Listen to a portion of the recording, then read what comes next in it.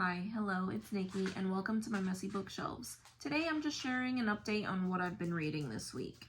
I have been continuing on with my obsession with Jane Austen this month, and so I have completed Emma, and this was a reread for me, but it was a thoroughly enjoyable reread. I don't know what it was, but I adored it this time around. I had already loved this book, but it was wonderful. And we follow the young, rich, and handsome young woman, Emma Woodhouse, who is I'm sorry if you can hear my dog in the background. She is very used to being the most important young woman everywhere she goes. And she is used to interfering in people's love lives and managing things around her because she is Emma Woodhouse. And that is what she does.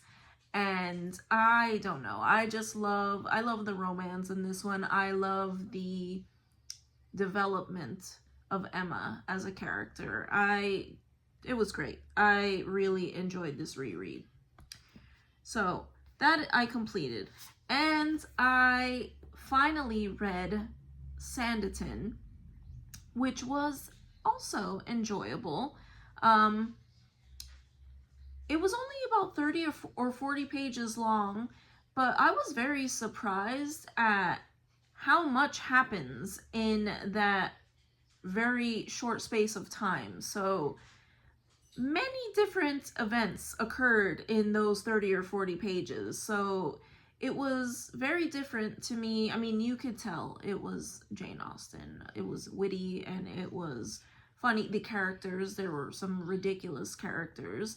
And I wish I could have gotten more.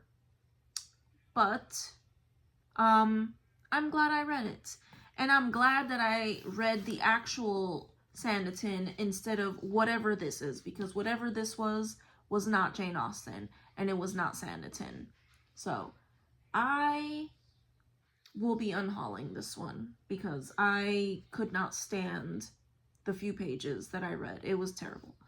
But yes, Sanderson was lovely. And I don't know if I'll read, I have read Lady Susan in the past, but I don't know if I'll read it this go around. And the Watsons I have never read. But yes, Sanderson was great.